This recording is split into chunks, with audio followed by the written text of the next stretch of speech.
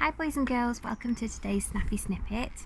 So today we're going to be learning about the story of when Jesus walks on the water.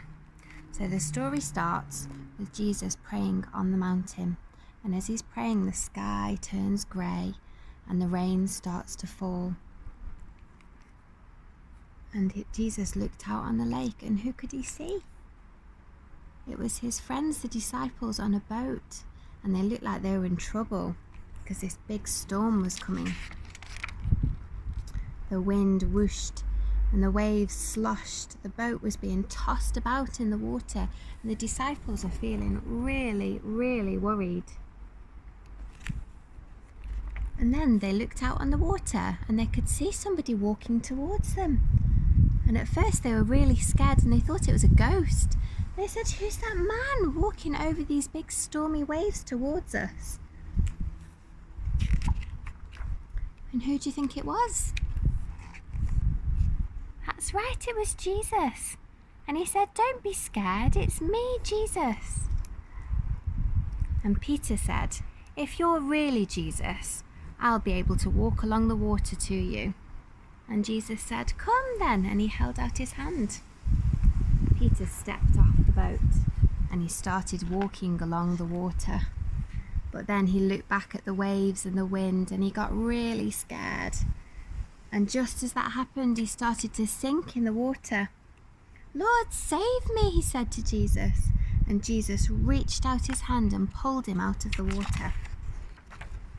"Why didn't you trust me?" Jesus said. And they climbed back onto the boat together and the storm stopped.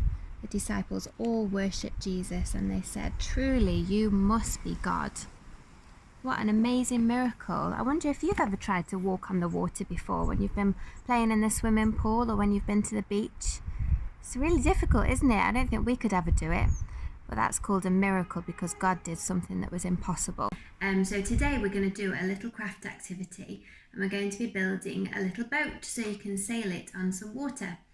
So first of all, you need a piece of card, and you just need to get one of your mummies or daddies, or you can draw a big triangle like this, and this is going to be your sail.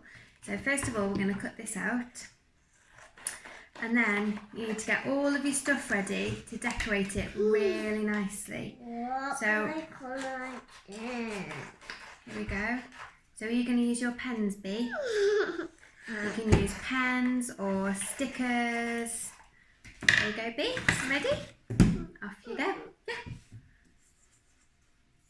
So you need to use as many colours as you can to make it lovely and bright and colourful. So what colour are you using, B?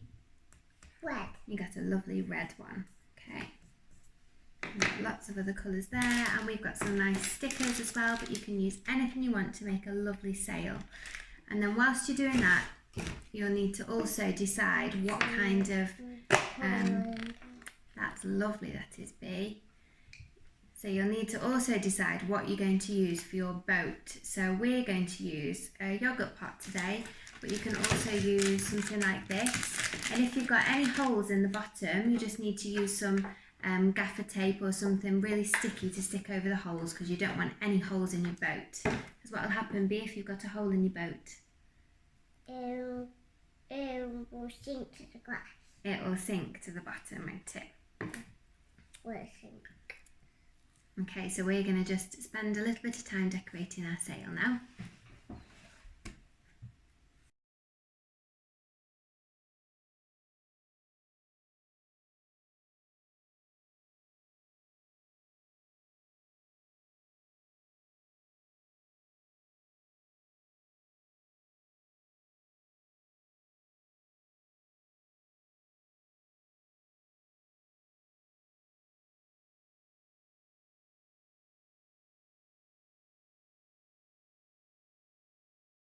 Okay, then once you've finished decorating your sail, do you want to show everybody, B, what you've done? Lovely, so it should be all full of bright colours. And then what you need to do is cut a little hole in the bottom here and a little hole in the top. So I'm going to do that now. Don't do it in the colouring. Okay, I'll try not to.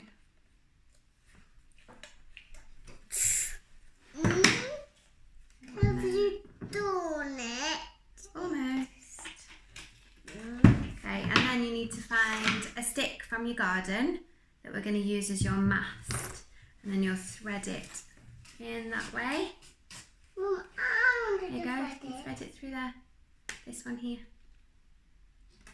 and then push it through the top one. There we go.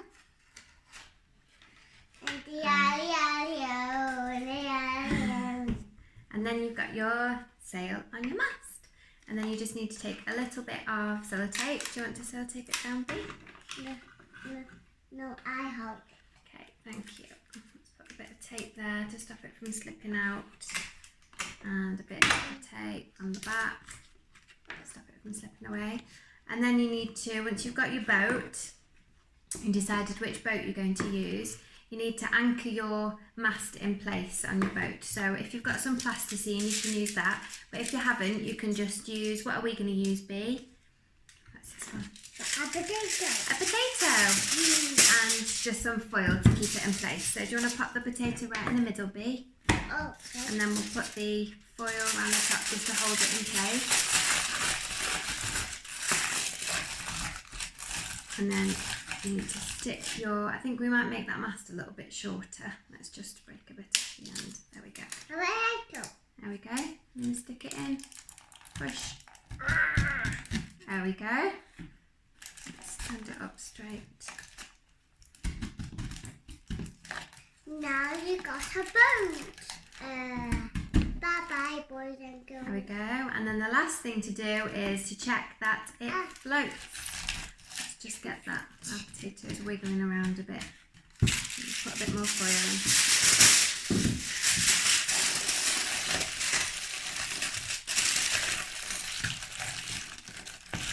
There we go. So, for the moment of truth, get some water. Try not to spill it. So, because we've been having this lovely weather, maybe you could go and get some water outside and find something to float your boats on outside. Let's see, Bea. Yay! It floats! So maybe what you could do, if you've got any little Lego characters, you could maybe act out the scene from the Bible where Jesus walks on water, and you can remember that Jesus, it says in the Bible that Jesus has the power over all of the winds and waves and that he controls all of the weather. When the wind then sail